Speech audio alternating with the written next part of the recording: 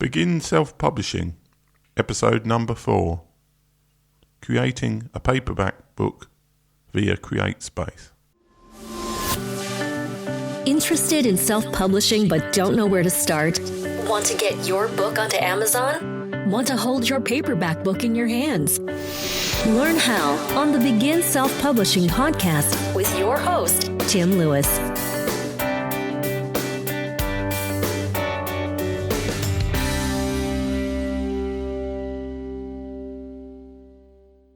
In a similar way to how you would create an ebook using an EPUB or a MOBI file, the format of choice for paperback books is the PDF format.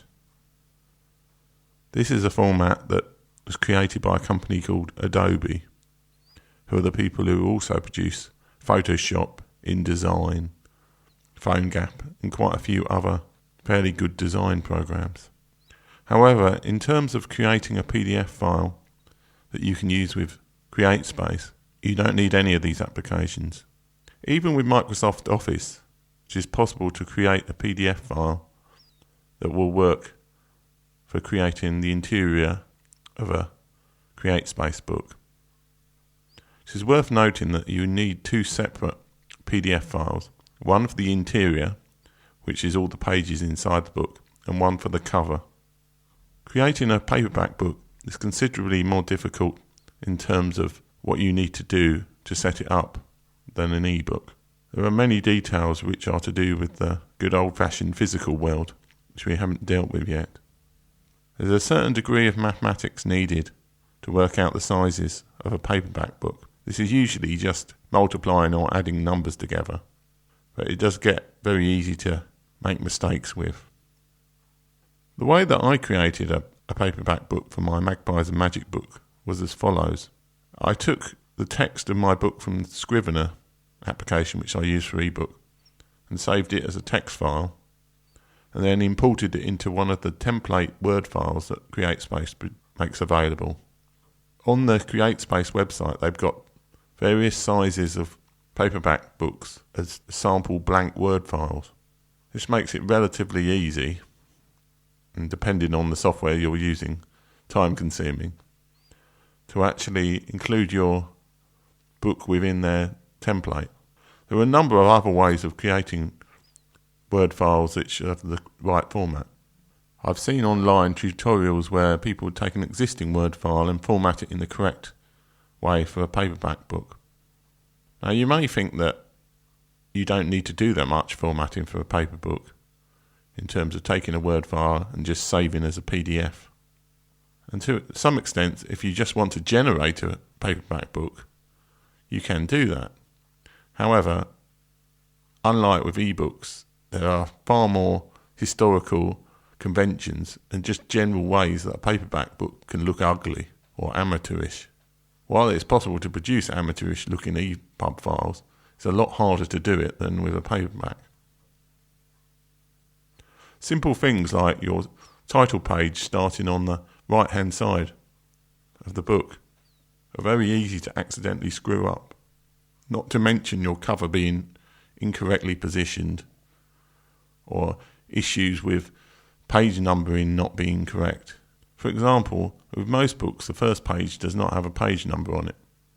And in fact, the page numbering actually usually starts after the first page, going through all of the previous title pages and other pages with no numbering at all.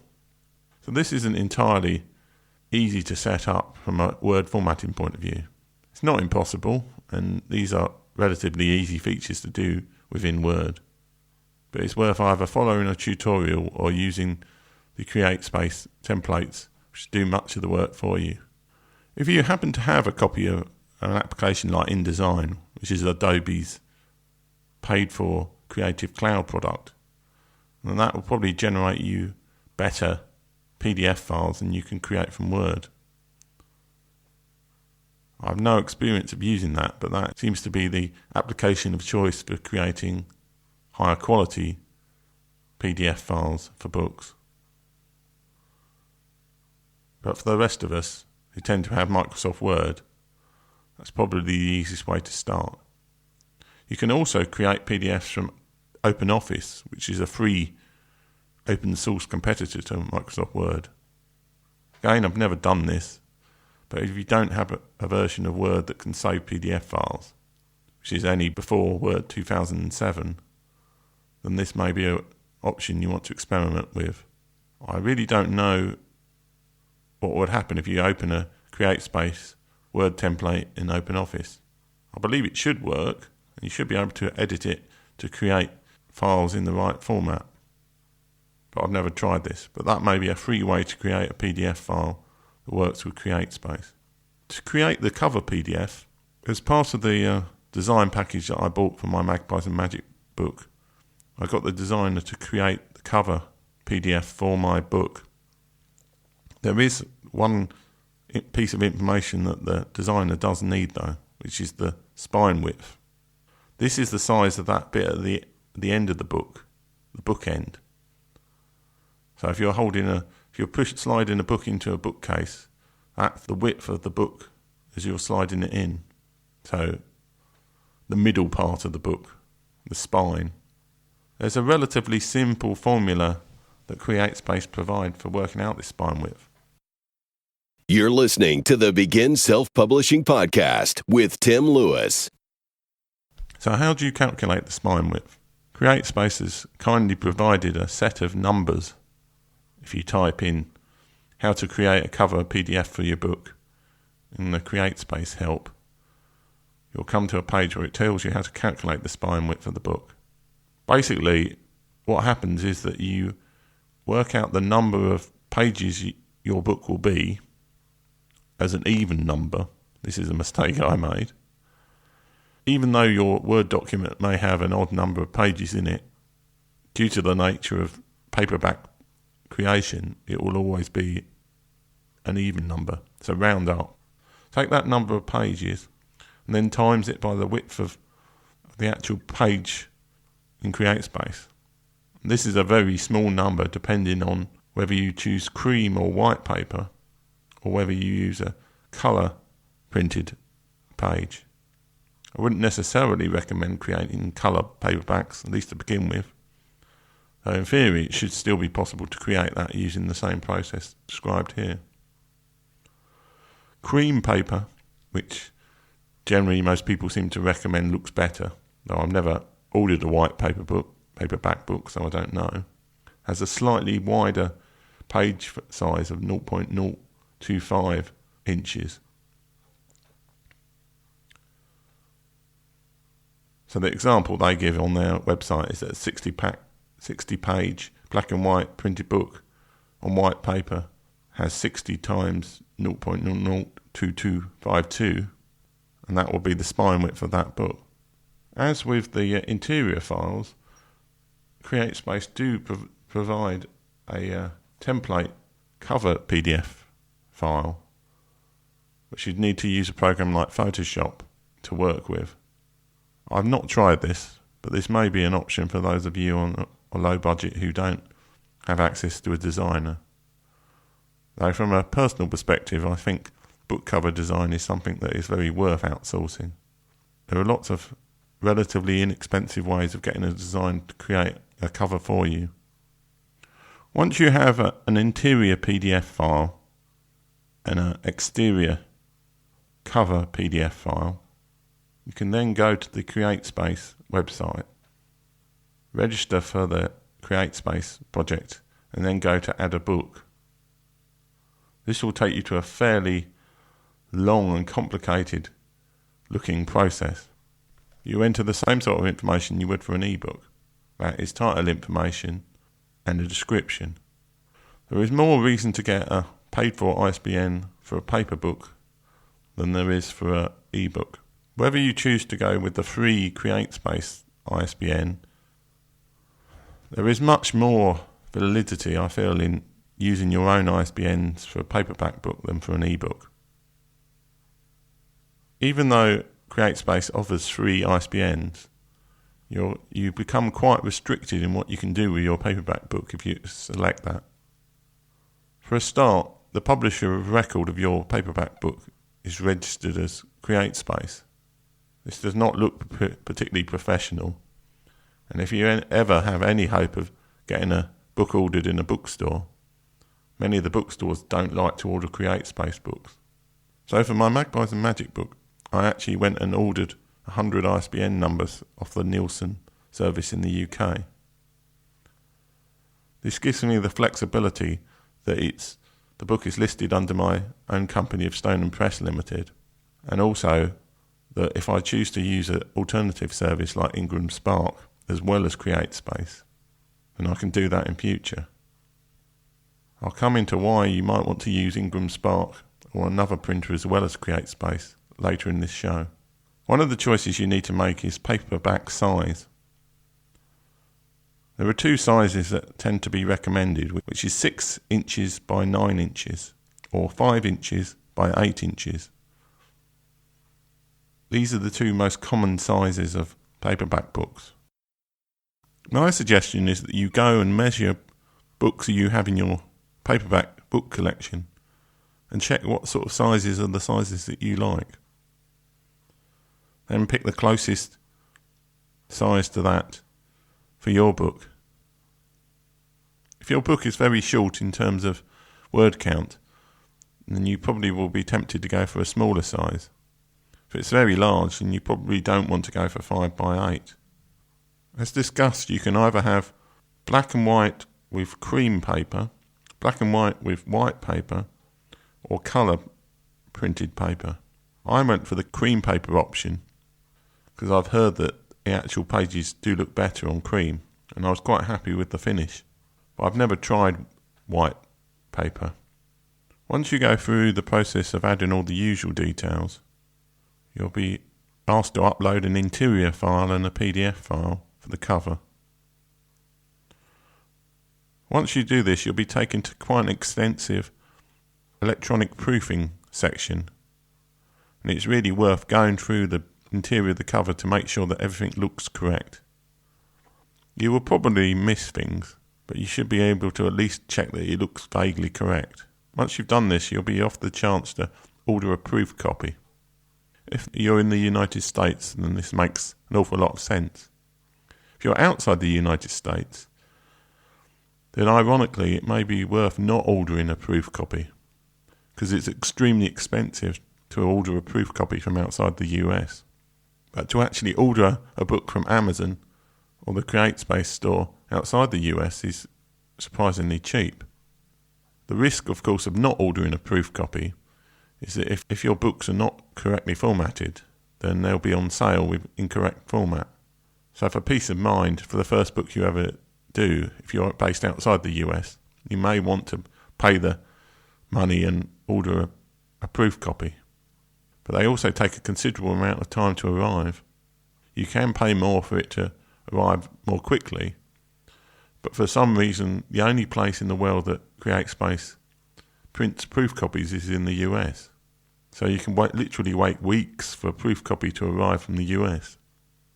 Or if you just upload it to the Amazon store without a proof copy, you can then order a copy from Amazon and use that as your proof copy. The risk is, of course, that other people order your book and there's a fault in the book. For any future books I do, assuming that they're not particularly complicated or different from the Magpies and Magic book, I'm going to skip the proofing copy stage because I'm based in the United Kingdom. It took 2 weeks for me to get a proof copy of my Magpies and Magic book. And I actually did miss one fairly trivial but annoying formatting issue, even when I got the proof copy. That is to do with quotes. There are two kinds of quotes, quotation marks that you can get in books. The smart quotes, which Word tends to use by default, and the more static vertical quotes, which are used more in programming and in other areas. For some reason, my copy of Word had got set up so it used the static vertical quotes. It just looks odd in a paperback book. It was only after I ordered a few that I realised it had this error, and I corrected the file. It takes about a day or two for them to approve your book before it's actually available for distribution. The next stage after you've uploaded your file and they've been approved is the distribution options. There is something called expanded distribution. I would not necessarily recommend anybody uses this. Though again, it depends on how significant you find paperback sales to be.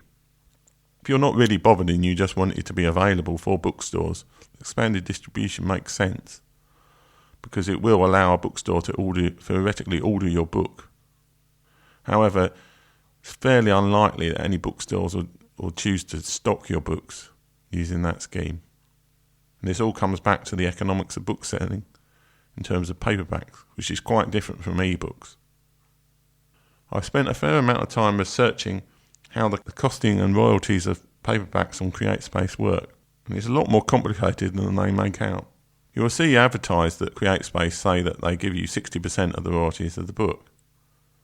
To some extent this is true, but stretching the truth quite considerably. The way that Createspace calculates your royalties from a book is as follows. They have this concept of their share of the book. Now you might think because they advertise 60% royalties, you would get 60% of the retail price of the book. This is not the case by a long stretch. What Createspace does is they start off by taking 40% of that cost for themselves, but this isn't their share. This is only their first cut. From the rest of the 60% of the royalties of the book, they take all the printing costs of the book out of that. And again, on the Createspace site, there's a calculator you can work out that will tell you how much it costs. This is basically a fixed charge, which is usually about somewhere between $1 or €1 or £1, somewhere in that region, for a fixed cost just for printing the book. And then there's a price for every single page of the book. So typically this will be about a cent or a penny a page, something of that order. So once you add up that cost, that also comes out of your 60%. So unless you price your book over $7 or $8, you're not actually going to see that much in the way of royalties. So paperback books do generally favour longer books because the actual fixed costs tend to take up a large chunk of the printing costs. Now these costs have other implications. Createspace's expanded distribution option allows them to make it available for the book distributors that the booksellers will go to. So it makes your book available for distribution to bookstores. If you put your book into expanded distribution and a bookstore orders it, then you lose another 20% for their share. That 20% goes to the bookseller. Now, unfortunately, most booksellers are not used to such a small margin. So you're already paying Createspace for the book costs and their share, and then you're also paying the booksellers 20%, which is less than they're used to for a book. Typically, bookstores in general go on much bigger discounts than 20%. But because there's all the costs of the Createspace side of things, you're merely making your book available for distribution by putting up expanded distribution. And the issue with expanded distribution is you can't use your own ISBN, you have to use a Createspace one. So to me, unless you're not bothered about the possibility of ever going into bookstores or making it available more freely, then I wouldn't go for expanded distribution. It doesn't work in terms of getting into bookstores, and you're giving away not enough of a cut to make bookstores interested in stocking your book. And you would also have to say that you're published under the Createspace Publisher. The more I've looked into the economics of paperback book selling, I can see much more why the big book publishers have been so dominant for so long. Even though print on demand frees up anybody to produce a paperback book, in terms of actually making money from paperback books, you probably would be better off to use a major big print run, get lower costs. However, for most of us, we don't necessarily want to go onto that model of having huge warehouses full of books. So if we want to get our book into bookstores or other places, then why use Createspace at all? Well, the reason is that Createspace is by far the best supplier of books for Amazon. Because of the integration between Createspace and Amazon, your book will never be out of stock if it's available on Createspace on the Amazon store. The other advantage to Createspace is it is extremely easy to self-publish a paperback book. Many more serious self-publishers who do want to pursue getting their book into bookstores use the Ingram Spark self-publishing service in addition to the Createspace one. The Ingram Spark service has the advantage of being able to give significantly bigger discounts to the booksellers and is also more globally available, the Createspace self-publishing network. If you want to get a paperback book printed in Australia, for example, it's extremely expensive to order one on Createspace. But if you use Ingram Spark, then it's going to be significantly cheaper because they have a global printing network. However, Ingram Spark is more complicated and fiddly to set up Createspace. For example, I'm not sure that it will take a PDF file from a Word document without a bit of an adjustment. This is not something I've yet done, but I'm planning to in the next few weeks. I will promise a follow-up show on about how to do Ingram Spark distribution. In the next episode, I'll talk about some of the reasons why you might want to self-publish and some of the reasons why you wouldn't want to self-publish. Thanks for listening. If you enjoyed today's show, please stop by iTunes and rate and leave a review. This helps make the show more visible. For free resources, show notes, and other helpful content, join the community at beginselfpublishing.com.